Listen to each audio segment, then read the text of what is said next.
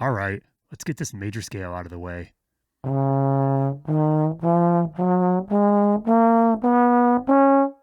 Huh, that didn't sound right. No, that's a 5.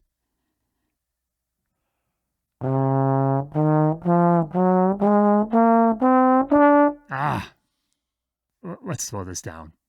All right, 5, 3, 1, 5, 3, 1, 4. No, I'm never going to get this memorized for the test tomorrow. If you're a beginning or intermediate trombone player, you've probably gone through this same process as you've tried to learn all 12 of your major scales. In today's lesson, we're going to talk about a better approach to learning major scales that will help you learn them quicker and help you keep them memorized longer.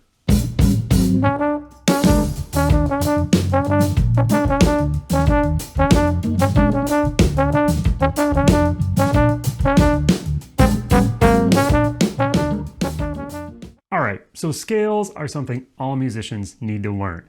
It's a fundamental building block of the music theory that we learn to play a trombone.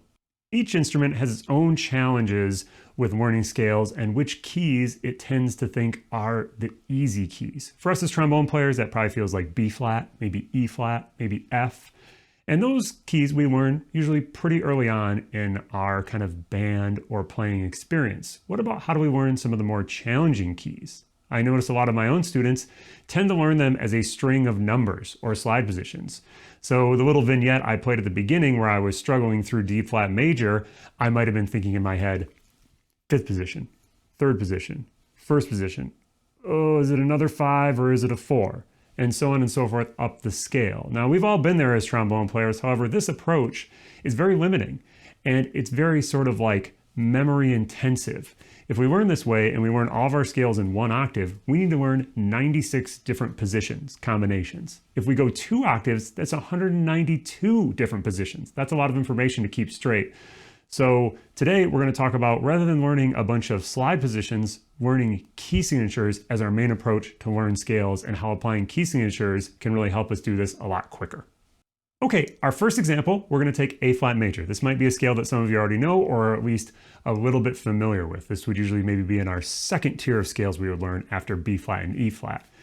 Instead of learning that we start in 3rd, then we go to 1st, then we go to 6th, we are going to start with a scale where we assume everything is natural. And that's probably going to be different for most of you. Some of these notes, even though they're the natural versions, are going to be probably the less common version than you're used to seeing.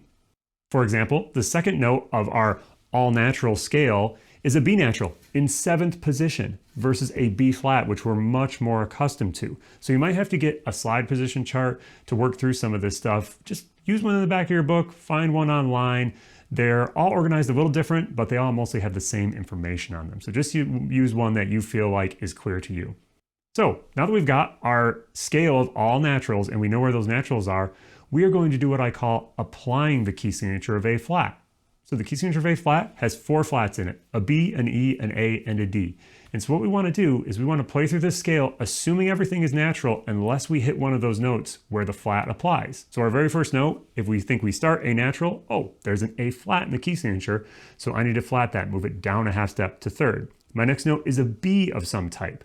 In the key signature, it says I have a B flat, so I'm going to play a B flat. My next note is a C. There's no C flat or sharp in the key signature, so I know it's going to stay a C natural. Now we can apply this way of thinking all the way up the scale. Let's see what that would look like. A flat in 3rd, as we already said. B flat in 1st. C natural in 6th. Now we're coming to a D.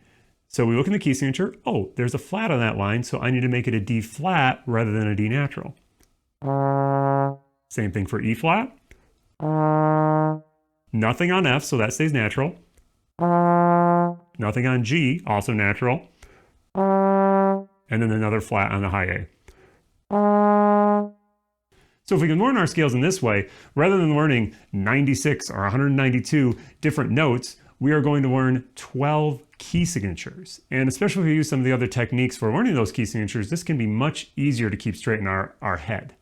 The other great thing about this approach is it really helps you with challenging keys or less familiar keys. We really don't have keys that are more challenging or less challenging. They're just less familiar to us. For example, if you were a guitar player, you would probably love to play in the key of E. That might be one of the first keys you learn, but for us as trombone players, that's a little less familiar.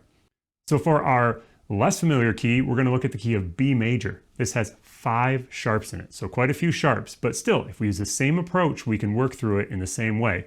So if we have our scale here, our all natural scale, we start on a low B, C, D, so on and so forth, and we apply the sharps that are in this key. That's an F sharp, C sharp, G sharp, D sharp, and A sharp. Let's go through the process.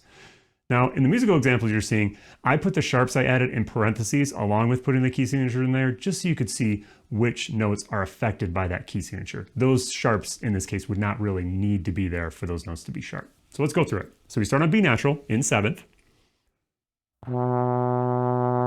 Now we know we're going to a C of some sort. We start on a C natural, but we know there's a C sharp in the key signature, so we go up a half step to 5th. Then a D of some sort. Oh, it's a D sharp. Now an E.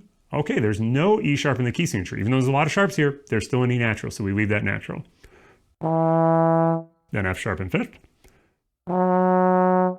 Our G natural moves to G sharp.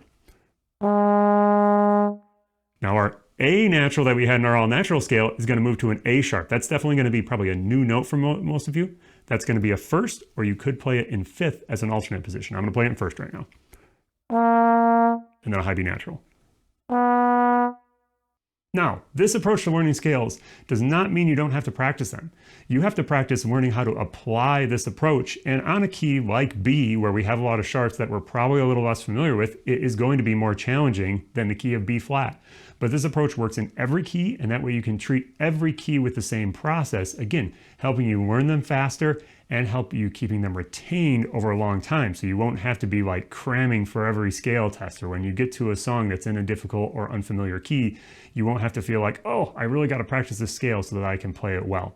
All right, I hope that helps you with a new approach to learn your scales in all 12 keys. Get that practice in on this. This is a really fundamental part of all our musicianship, and we'll see you in the woodshed.